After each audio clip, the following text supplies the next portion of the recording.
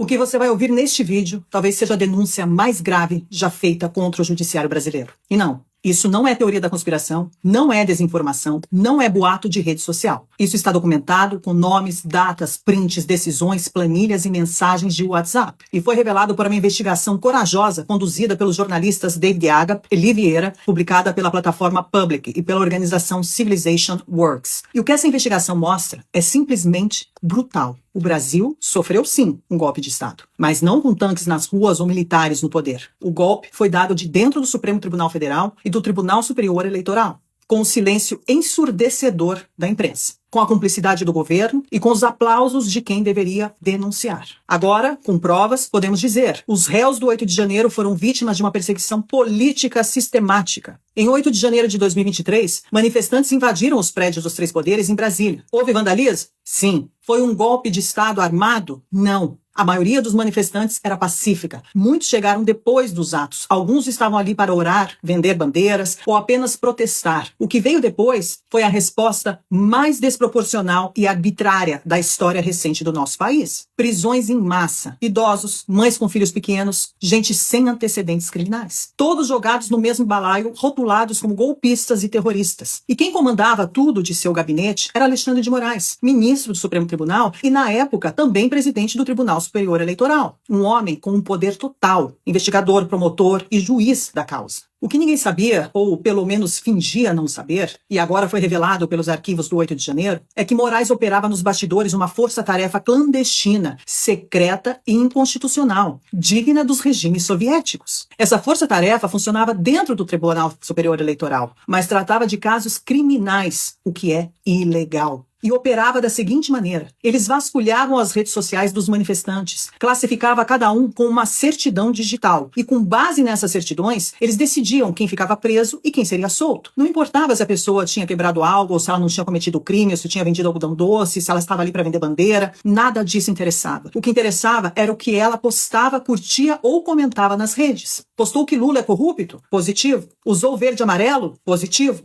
Compartilhou memes sobre as urnas eletrônicas? Positivo. Se a sua certidão era positiva, você continuava preso e ponto. A investigação revela os principais nomes por trás dessa operação. Cristina Puzarrara, chefe de gabinete de Alexandre de Moraes, que coordenava os bastidores. Eduardo Talhaferro era chefe da Assessoria Especial de Desinformação do TSE. E Ayrton Vieira, um juiz instrutor do STF, responsável pelas audiências de custódia. E tudo está documentado em mensagens de WhatsApp oficiais. Em uma delas, Ayrton Vieira, que deveria ser imparcial, escreveu em tom sarcástico e cínico que nas audiências de custódia possamos dar a cada um o que lhe é de direito: a prisão. Em outra mensagem, Puzarrara ordena: a PGR pediu liberdade provisória para eles, mas o ministro não quer soltar sem antes a gente ver nas redes se tem alguma coisa.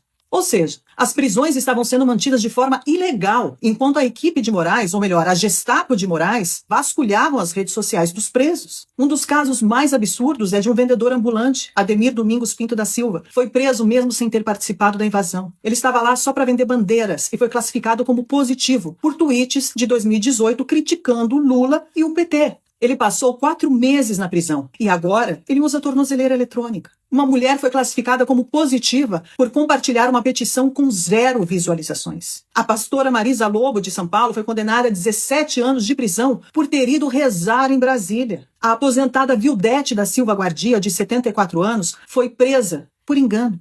Depois de 21 dias e um sangramento intestinal, ela foi libertada. Os dados ilegais e o sistema paralelo para identificar os manifestantes, a equipe de Moraes acessou bancos de dados sigilosos, e esse é o ponto gravíssimo. Ele acessou a GestBio, que é a biometria facial e impressões digitais de todos os eleitores do Brasil. Ele acionou a Receita Federal, ele acionou a RENAC, que é o cadastro de motoristas, tudo isso sem ordem judicial. Esses dados foram cruzados com postagens e redes sociais para montar dossiês secretos. Foram emitidas 1.398 certidões. Quem tinha certidão positiva, mesmo sem ter cometido crime, continuava preso. Através dessa denúncia, juristas de peso se manifestaram. Marco Aurélio de Mello, o ex-ministro do STF, disse que essas são penas de assassinos e não de manifestantes. O especialista em liberdade de expressão, André Marcília, escreveu que o mesmo órgão que julga está produzindo as provas, e isso é autoritarismo. Ives Gandra Martins, grande jurista, disse que Moraes criou uma força de repressão que a Constituição jamais previu.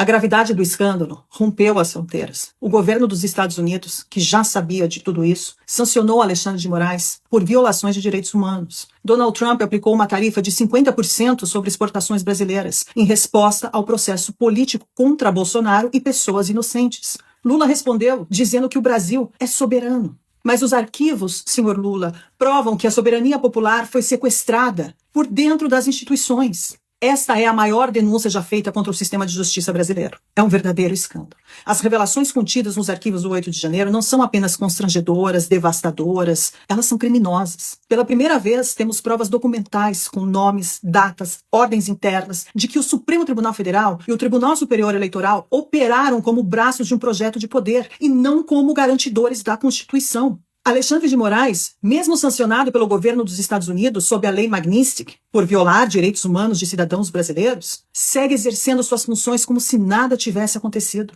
Não pediu afastamento, não foi investigado, não se explicou à nação. Pelo contrário, ele respondeu às denúncias com ainda mais autoritarismo. No dia seguinte, as manifestações massivas que tomaram as ruas do Brasil em dezenas de cidades, denunciando a escalada da censura, da repressão e do arbítrio judicial, Moraes decretou prisão domiciliar contra Jair Bolsonaro, sem novo fato, sem crime em flagrante, sem justificativa que se sustente à luz do direito. A reação imediata de um togado acuado não foi argumentar com provas, foi calar com tornozeleiras eletrônicas todos os seus opositores políticos. O verdadeiro golpe de Estado no Brasil não partiu das ruas, partiu dos gabinetes blindados das mais altas cortes da República. Um golpe sem armas, mas com algoritmos, sem tanques, mas com biometria facial, planilhas e hashtags invadidas e manipuladas. Um golpe que substituiu o devido processo legal por grupos de WhatsApp secretos, que usou a máquina do Estado para punir quem ousou expressar opinião contrária ao regime vigente. E que agora, diante da exposição pública dos seus métodos, dobra a aposta,